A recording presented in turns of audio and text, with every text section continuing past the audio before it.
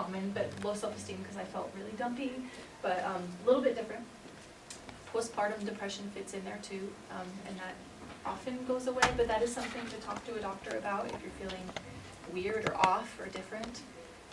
Often people will go into the doctor with physical symptoms, not knowing that it's actually a mental health thing.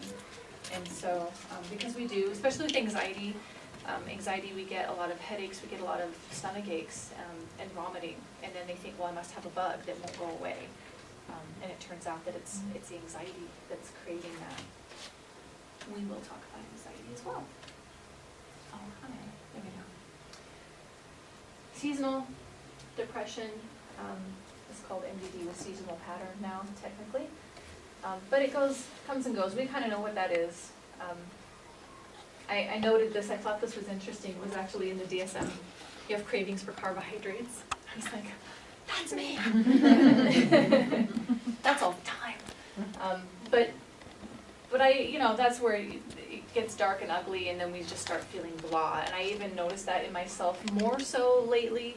The sun comes out, I start feeling really good, and I'm motivated. I'm like, yeah, I'm gonna go do some stuff.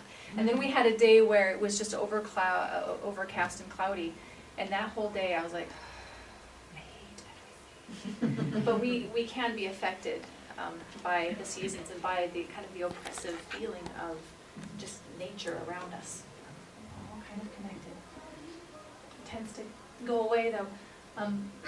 One of the problems is we do see more suicides in the spring because people who only have seasonal depression start feeling better in the spring, and people who still are depressed are waiting for it to get better, and then it doesn't, and then it makes them feel worse. And I think, well, there must be something really wrong with me, and I don't know how to deal with that. So then you go into that downward spiral. So what else could it be if not all of those things fit? These are all things to think about. Check with your doctor. You could have PMS. You could have a thyroid imbalance. You could have some different hormonal things going on. Fibromyalgia. Could just be a sleep disorder. So always, always, always talk to your doctor first if you're feeling like, well, some of those things qualify for me, but I'm not sure if it's depression.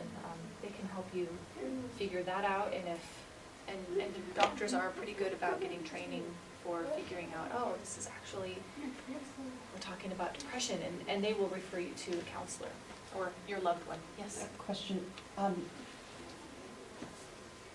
How long after having a baby should it go away? Are you likely to attribute this to postpartum depression? Right. Yes. Can I kind of answer You that? can speak to that, because I want to say it's kind of different, but go ahead. It is different for everybody, but I was diagnosed with postpartum with Zoe May this January, and she was 13 months old. There's also postpartum psychosis, which can be kind of scary. A few people I've known have had that, where they feel like they're actually going to endanger their child's life, or they're going to endanger somebody else's. They get this really frantic, screamy kind of thing. That's definitely, again, call your doctor and say, something's not right. I'm not feeling right. This is weird. Somebody needs help. Anyone else? Make Alexis change it. Diaper? Oh, nice. I've heard that it takes a couple, 2 to 6 months sometimes. So again, it kind of depends on who you are. It kind of depends on what you've had going on beforehand. And again, checking in with your doctor and seeing if they can help out with that medication-wise until it starts to subside.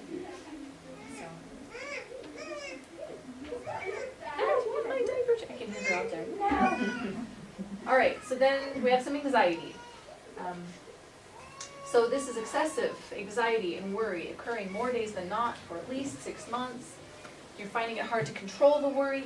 And really what kind of qualifies depression and anxiety as a clinical thing is when it's interfering with your daily life, when it's making it so you can't get to work or you can't get to school. You're feeling on edge. Because we all kind of go through anxiety. I mean, everyone's experienced anxiety, I would think, at some point, when you wake up in the morning, you're like, that test is today, and then everyone's, oh man, I didn't go, or that thing, and my child, I gotta get my child to school, and we feel anxiety, and propels us to do stuff, which is good. You want to do that. It propels you to run when there's a bear behind you, right? Anxiety, it's good. The amygdala takes off. It's not good when you're in a completely normal, quiet state and your amygdala is going off and you're like, oh, why do I feel like this? It's a little crazy. And so sometimes it's just a chemical imbalance, and your brain is just like running overdrive. Computers do that, right? Why is my computer getting so hot? Our brains do that sometimes. Irritability can be a big one. Muscle tension, sleep disturbance, causes significant distress in our social or occupational or other areas of functioning kind of lives. So if it's a constant thing. I get panic attacks every now and then. It's usually when I'm just flying, and I understand the flying panic attack, right? I'm in the air, pretty sure I'm gonna die. Went to Hawaii, pretty sure I was gonna die the whole time. I have to get prescribed a little bit of Xanax so that I can fly, so that I don't freak out and start screaming that they need to land a plane. It's pretty bad, but it's actual physical, I feel like I'm having a heart attack. When people have, the first panic attack I had was in the middle of the night. I was sleeping, and I thought I must have been having maybe a scary dream, but I woke up feeling like my heart was racing. I felt like I needed to run. And I was holding on to the edge of my bed going, I don't need to run, I'm fine. Like logical side's trying to take over, but illogical side is going, run for your life. And so I'm like, and it went away. I was able to write it out and say, panic attack, that's what this is. It feels like a heart attack, I'm sweating, I'm having a hard time breathing. If I can just write it out, it's gonna go away. And it does, but it feels like it takes forever. But it does, it's a little bit like when you wake up and you're sick and there's nothing you can really do, your body's just gonna do what it's gonna do, and you have to kind of write it out until you're feeling better. So those things do happen. If they're happening a lot, that's something to talk to your doctor about and see what's going on. And also coming into counseling, sometimes there's an underlying thing that's happening that's causing the anxiety, it's causing the depression. So we have, what causes all of this? Difficult life experiences, divorce, death, abuse, usually. It's what I see anyway. I shouldn't say usually, but that's what I see when people come in. Could be hormonal changes, could be genetic factors. A lot of times this stuff is, you can thank your parents. We inherited it from them. We have a lot of inherited genetic factors, biochemical factors. Cognitive means, the way that our thought processes are kind of working.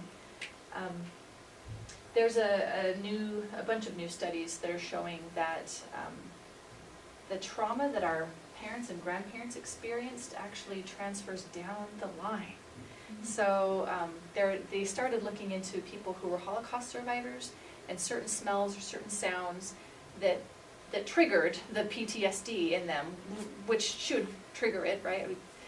Was also happening to the children. And so then the scientists thought, well, it's probably because the parents are telling the children about these awful experiences, and so it's also happening to the grandchildren. They will smell a certain smell and all of a sudden just be in total panic. So it could be, thank you to Grandma and Grandpa, thanks to Mom and Dad, sometimes we have inherited trauma. And things that bothered people a couple of years ago, still we're feeling it. Genetics are interesting, bodies are interesting, so sometimes, not always, but we're finding in a lot of studies that that's happening. So something to think about. I did talk about social anxiety. That's a lot of words there, sorry, but all that is sometimes we have social anxiety, and that falls under anxiety. It's just its own little flavor. Most of that is being afraid of being negatively judged by others. And so sometimes people can't leave the house because they're afraid that people are looking at them, that they're talking about them.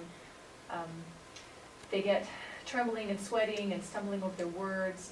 One of the best ways to treat that, it's awful, is to do group therapy.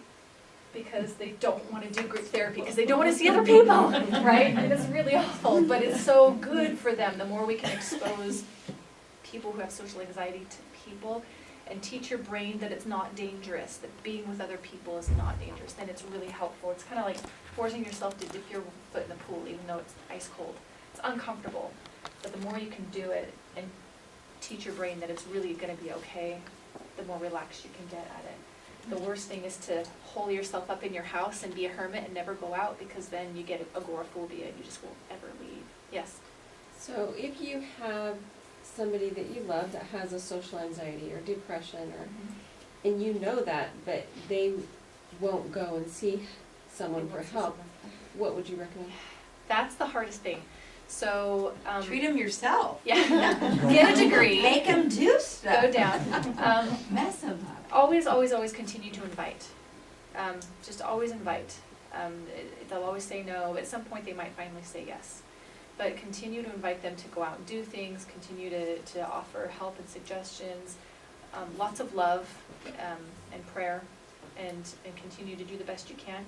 We can't force people to get help unless they are, we can't force people if they are a threat to themselves or others. That's when you can actually have the police come and escort them to a hospital. If they are actively like, I'm going to kill somebody, I have a knife in my hand, or I'm going to kill me, right? I've heard about it. So, but then we have to call the police and say, I'm sorry, you have to go to the hospital. We have to protect you from you, or we have to protect you from other people, and get them some help. But otherwise, we can't force people to. And so, people are allowed to have the freedom to be crazy and to not get help. I know it's really hard. It's hard because we have to kind of sit and watch them struggle, but they have to get to a point where they want the help and they want to change. It's hard with certain things, with schizophrenia in particular. That's a hard one because people often don't recognize that. See, there's the motion thing. They don't recognize that they need help, and it's kind of a toss-up. Usually the police are, I mean, if it is somebody who really has seen the police lots of times, they're on it and they're ready with resources, and they can actually be helpful in that way too. So what to do? So we have counseling, we have medications, exercise, challenge yourself but don't go overboard. I actually had the wording in here